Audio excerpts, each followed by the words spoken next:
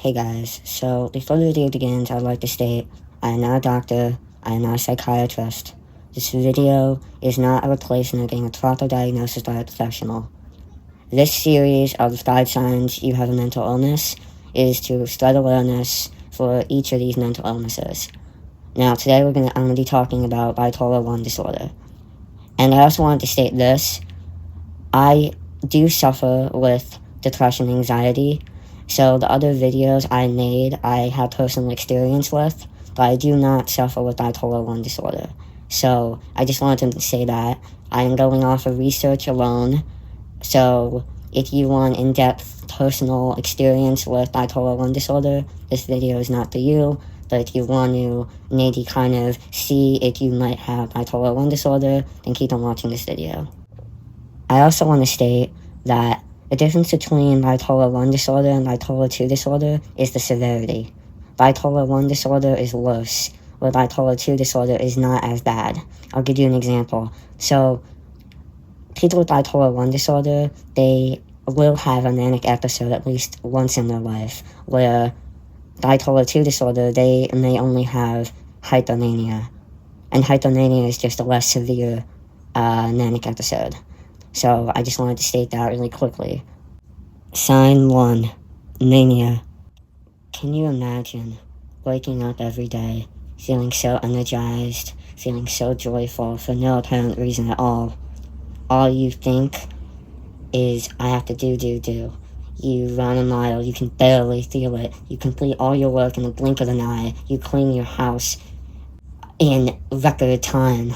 You feel like you can conquer the world. You go out in public and you have anxiety normally, but you go out in public and you're completely confident, you're ready to go. You can talk to everyone, you're kind of the social butterfly of the whole fucking party. Your thoughts are getting faster and faster though, more erratic, more illogical. You can't pinpoint why you're so excited all the time. You can barely sleep. It gets uncomfortable because your thoughts are constantly racing.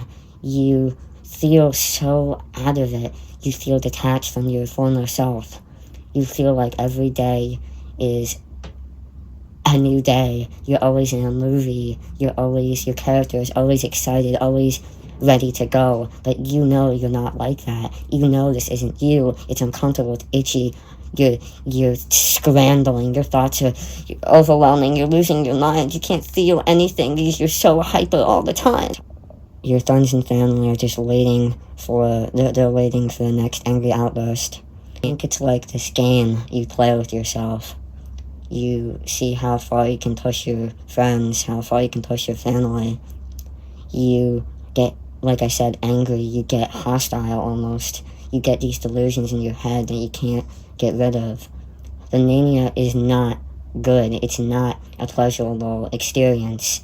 I mean, maybe it has its perks. It is good if you want to get shit done. But if you want to live your life normally, it's hard. Sign 2, depression. You just came down from your manic episode. You're miserable. There's no point in living. You're fat, you're disgusting, you're ugly. Before, in your manic episode, you went out, you're the life of the party. Now you're an introvert. Now you hide yourself. You want to be sheltered away from everyone. You didn't sleep in your manic episode, and now in your depressive episode, you sleep all the time. Your friends, your family, they are watching you suffer. You're an adult now. You can make your own decisions. They want to get you help, but they know there's nothing they can do. You ponder suicide, but before you thought you'd never do that. This is how unstable people with bipolar 1 disorder are. A lot of people think mania is this amazing, energized experience. It's not. It's uncomfortable. It feels itchy. It feels off. And obviously no one thinks depression is great, but they don't know the extent of the depression and the dichotomy between mania and depression.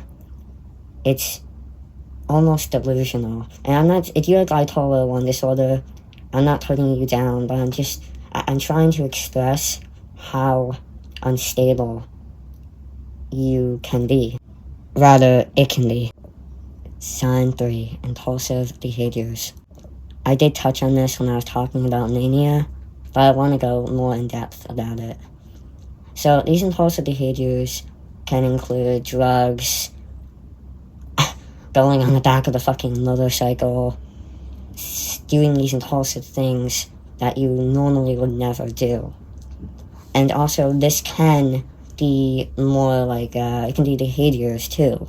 So, if you, let's just say you're a very calm, collected person up until a manic episode.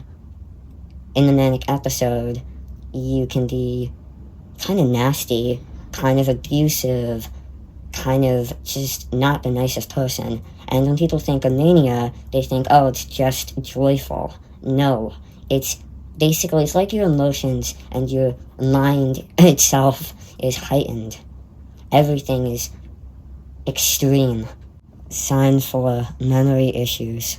So, when you're in a manic episode, when you do things, these impulsive behaviors, they're not always, you do them so impulsively, you're not consciously thinking of what you're doing. So then, when you're not in your manic episode anymore, and either in the moderate, in-between zone, or if you're depressed, it's hard for you to remember what you did in your manic episode.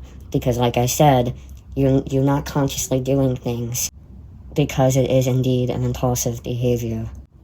Before I share the 5th sign, I will encourage you guys to subscribe to my channel if you like this video, and comment down below if you have any suggestions for me, or any feedback would be appreciated.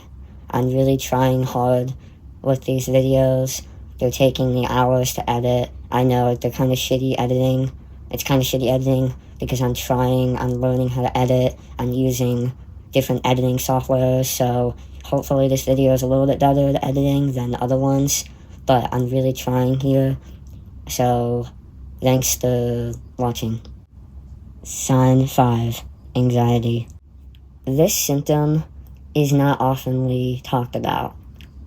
This symptom is a little bit more of a gray area because it's not it's not like an official symptom, but this is kind of, I researched this video. I've watched countless videos on this, and I've Googled a bunch of shit, and I kind of came to the conclusion on my own, but I feel like anxiety is a big part of bipolar 1 disorder. I think when you're constantly alternating between mania and depression, it causes obviously a lot of worrying, a lot of inner turmoil. So when you're transitioning from your depressive episode to your manic episode, or vice versa, there's a middle zone that thinks more logically because you're not in your depressive episode and you're not in your manic episode. And when you're in that middle zone, you worry excessively because you don't know when your next episode is going to come. It's a very hard experience to go through. It's very stressful. And that's why I encourage you to get help.